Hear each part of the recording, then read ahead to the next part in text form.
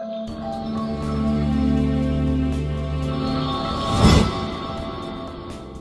everyone, Chris Sands with Profi 2020 CPAs, bringing you a very special episode of Stuff People Ask. We are delighted today to have a very special guest, the Profit First dentist, Dr. Julie Woods, a periodontist out of Topeka, Kansas. She has been so gracious to join us. We met by chance through someone who saw one of our webinars and asked if we were real, and testing her out as the Profit First dentist. She looked in the one of our Profit First groups and found us, and I'm so glad that we connected, Julie. Yeah. And we have some great information, I think, that we've collaborated on and shared on the questions we get asked very frequently from doctors. So without further ado, we'll dive in. Julie, at what point did you know it was time for yourself to make some major changes in your practice in terms of implementing Profit First? So my bookkeeper at the time back in 2017 suggested I read the book, and I did over Christmas break, because that's what dentists do. And I knew I was making my highest production that year, and I was taking home less money than ever. And so I knew something had to be fixed. Something was broken and wrong, and so that was a motivator, and it immediately clicked with me. And when you first got started, what did you feel like was the first implementation that created a change in your life?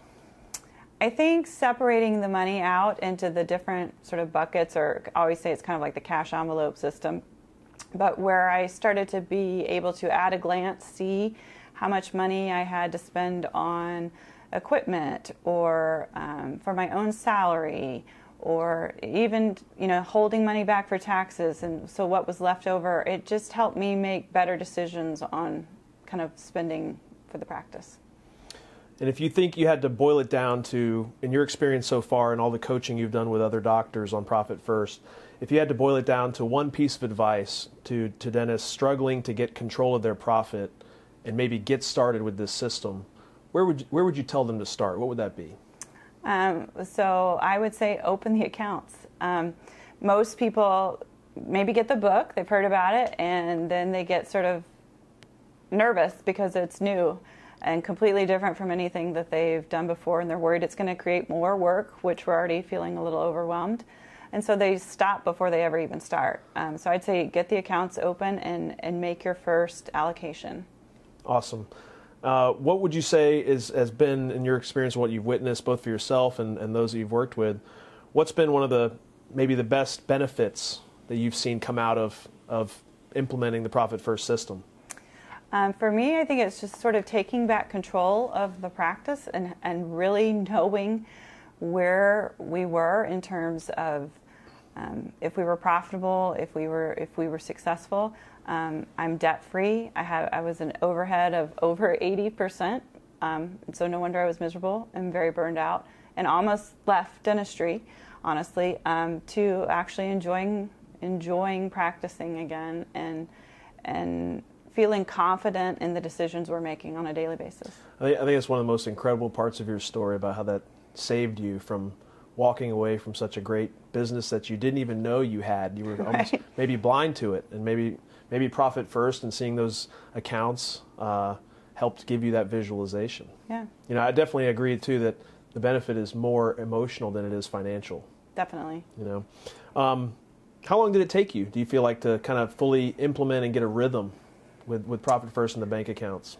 In the beginning, I'd say, it took a little bit to figure out what the percentage was I was going to put in, or how often I was going to move the money, because the book only talks about moving a couple times a month, and that wasn't enough for me, and so I went to once a week, and then I went to daily, because it's fun. It gets to be very fun when you start seeing money sitting in a profit account that is going to be yours at some point. So to really feel like I'd made a huge difference, though, and that the overhead was really back under control, it took a couple years probably. I think it's funny because it's one of the areas that, like, working in the financial side with doctors who preach and teach all of their patients to floss daily, yet there's this little daily activity that probably takes just maybe a little bit longer than flossing, and they sometimes struggle with the thought of, I have to do that every day. But I think once you hit that habit, I mean, it's just it creates freedom. Yes, definitely. What was your relationship with your accountant like when you were initially implementing Profit First? And did they think you were crazy for having all these accounts? I didn't get too much pushback from the accountant because the bookkeeper that I kind of was working with sort of had already prefaced it with him, I think. Where I was most concerned there might be an issue was the bank.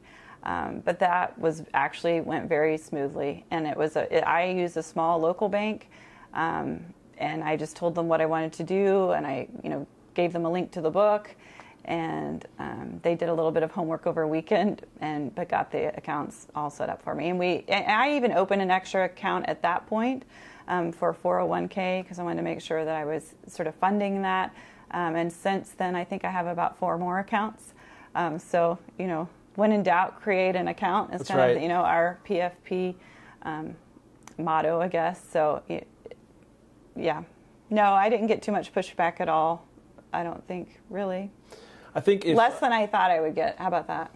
I think that's probably one of the most common questions or concerns, or people saying like, my bank's not going to give it to me. And I would encourage everyone. I mean, you as a business owner are their ideal client or ideal customer. You flow several $100,000, maybe $1 million or more through their institution, and maybe you have current lending with those banks.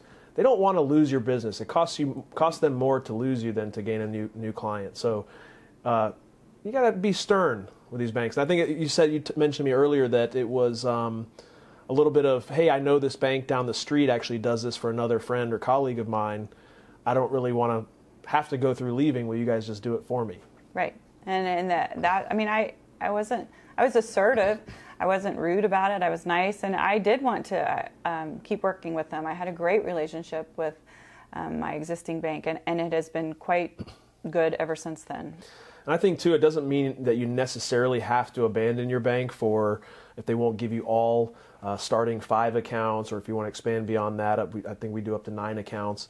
But if you had to ask your bank for just 1 or 2 additional accounts to get started, which ones would you recommend somebody starts with? I think Profit. I think there's something.